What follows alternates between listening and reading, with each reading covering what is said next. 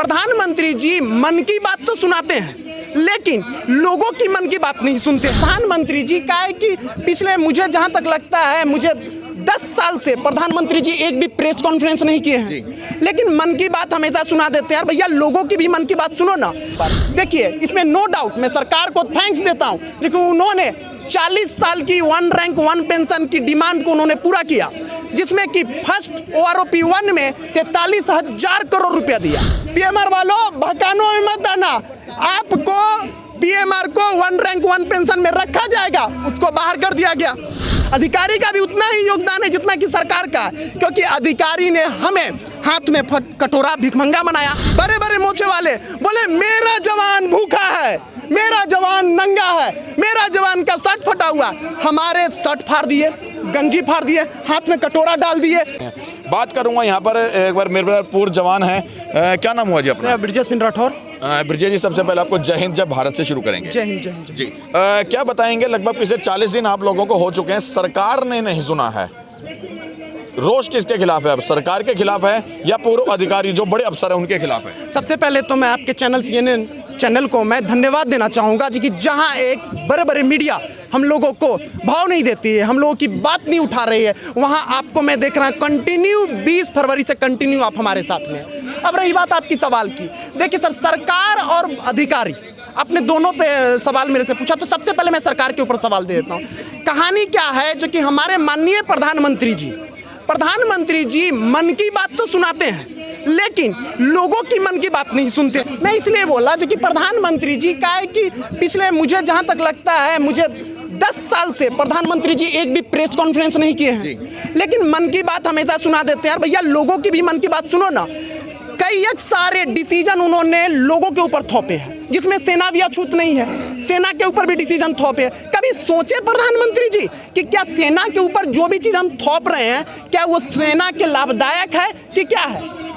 आप अब बात कर लेते हैं OROP के ऊपर। देखिए इसमें नो डाउट मैं सरकार को थैंक्स देता हूं क्योंकि उन्होंने 40 साल की 1 रैंक 1 पेंशन की डिमांड को उन्होंने पूरा किया, जिसमें कि फर्स्ट OROP 1 में 43,000 करोड़ रुपया दिया और वही सेकेंड OROP 2 में 23,700 करोड़ रुपया दिया। लेकिन क्या सरकार या प्रधानमंत्री या रक्षा मंत्री कोई जानने की कोशिश किया कि ये पैसा आखिर गया तो किसके अकाउंट में गया?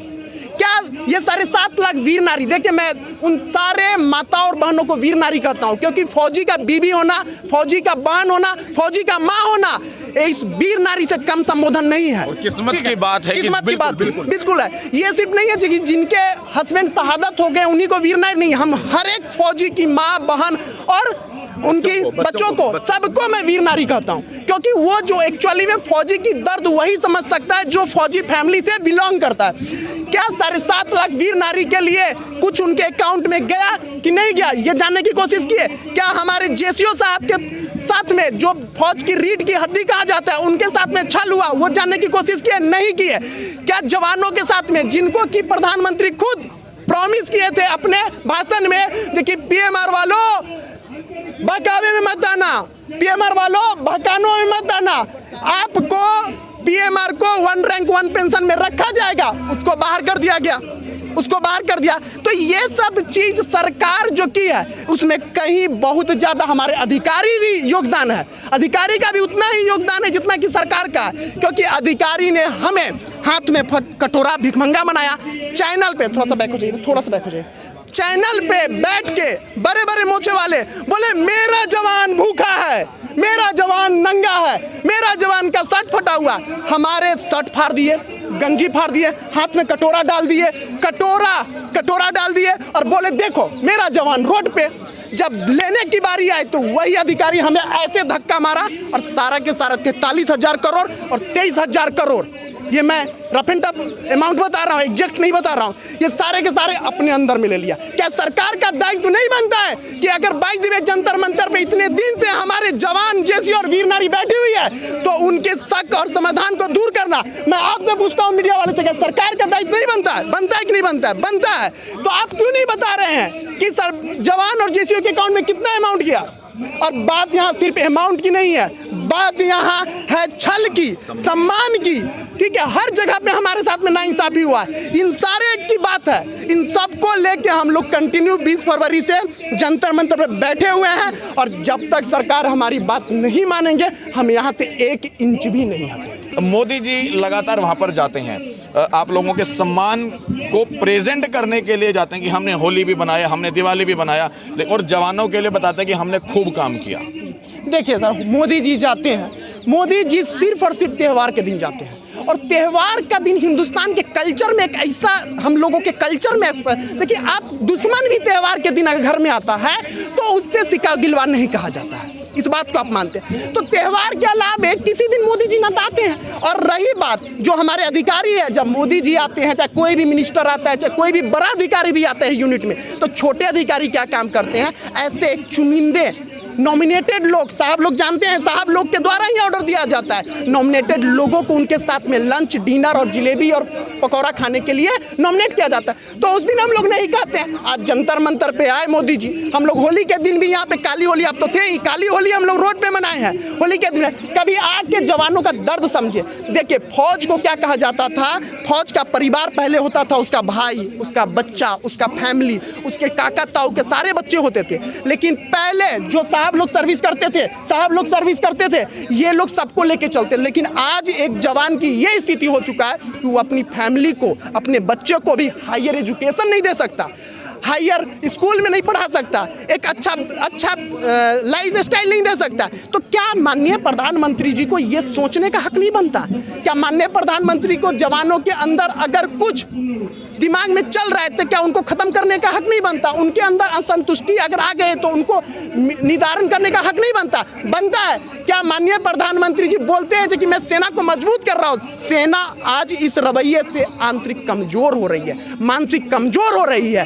तो प्रधानमंत्री जी को जल्दी से जल्दी इस पर संज्ञान लेना पड़ेगा, नहीं तो ये आग और फैलेगा। ये आग सिर्फ जंतर मंतर तक तो नहीं रह गया। अभी मैं गुवाहाटी से होके आया हूँ, आज अरुणाचल प्रदेश में, गुवाहाटी में, केरला में, महाराष्ट्र में कोई ऐसा स्टेट नहीं है जहां पे ना तो कोई वीर नारी अछूत है, ना जेसीओ अछूत है, सारे के सारे इस चीज़ से ग्रसित हैं। तो माननीय प्रधानमंत्री जी को इस पर सोचना पड़ेगा। जो अधिकारीगण, जो हमारे बड़े भाई, मैं अब अधिकारीगण को बड़े भाई बोलता हूँ, जो हमारे बड़े भाई जो इस तरीके से हम लोगों के साथ में बिहेव किया। एक बात मैं आपको बताना चाहता हूँ, देखिए कारगिल की लड़ाई को आप लोगों ने कवर किया होगा।